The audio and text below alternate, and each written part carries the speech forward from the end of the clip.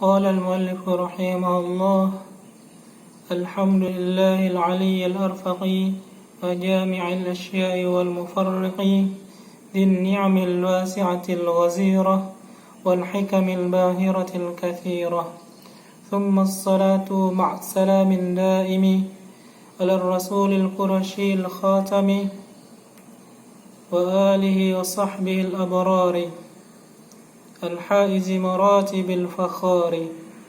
اعلم هديت أن أفضل المنن علم يزيل الشك عنك والدرن ويكشف الحق لذي القلوب ويوصل العبد إلى المطلوب.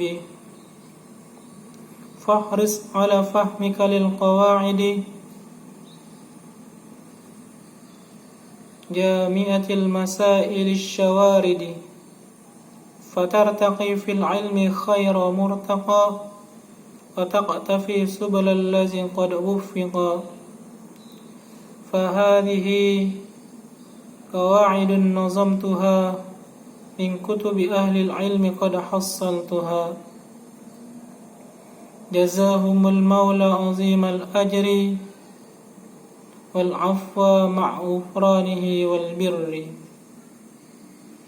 والنية شرط لسائر العمل، بها الصلاح والفساد للعمل.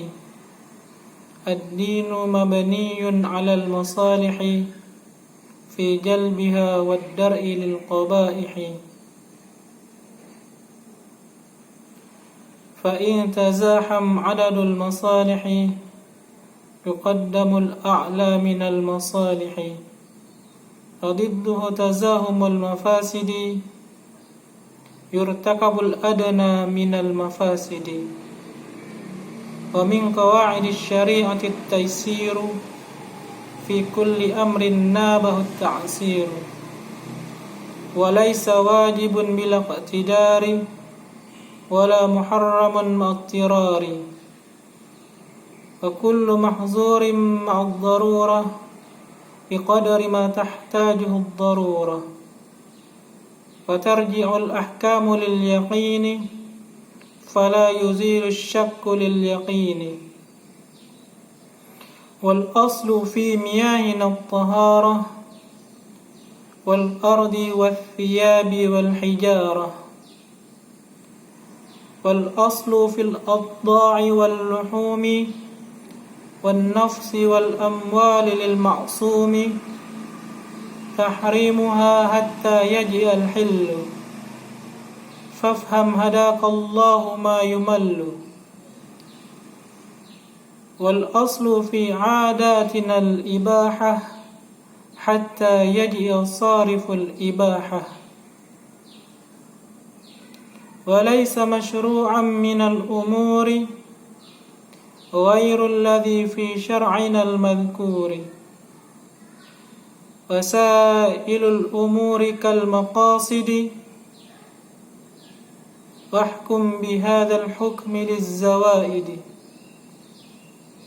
والخطأ والإكراه والنسيان أسقطه معبودنا الرحمن، لكن مع الإتلاف يثبت البدل وينتفي التأثيم عنه والزلل. ومن مسائل الأحكام في التبع يثبت لا إذا استقل فوقع، والعرف معمول به إذا ورد حكم من الشرع الشريف لم يحد. معاجل المحظور قبل آنه قد باء بالخسران مع حرمانه. وإن أتى التحريم في نفس العمل أو شرطه فذو فساد وخلل. ومتلف مؤذيه ليس يضمن بعد الدفاع بالتي هي أحسن. وأن تفيد الكل في العموم في الجمع والإفراد كالعليم.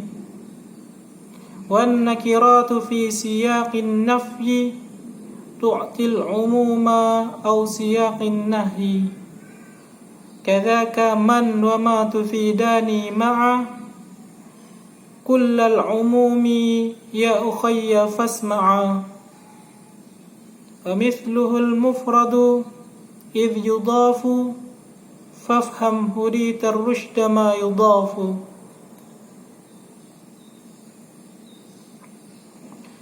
ولا يتم الحكم حتى تجتمع كل الشروط والموانع ترتفع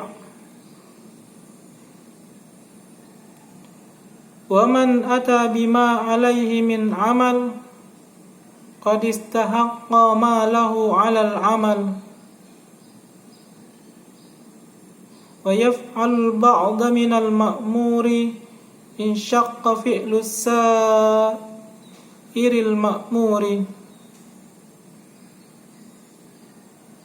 وكل ما نشأ عن المأذون فذاك أمر ليس بالمضمون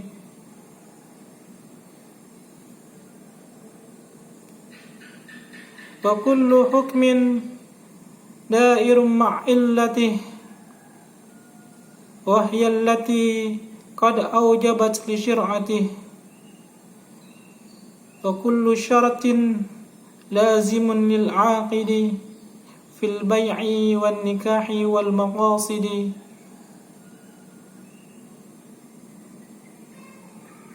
إلا شروطا حللت محرما أو أقصه فباطلات فاعلما تستعمل القرعة عند المبهم من الحقوق أو لدى التزاحم فإن تساوى العملان اجتمعا وفعل إحداهما فاستمعا وكل مشغول فلا يشغل مثاله المرهون والمسبل ومن يؤدي عن أخيه واجبا له الرجوع إن نوى يطالبا والوازع الطبع عن العصيان كالوازع الشرعي بلا نكران والحمد لله على التمام في البدء والختام والدوام ثم الصلاة مع سلام شائع على النبي وصحبه والتابعين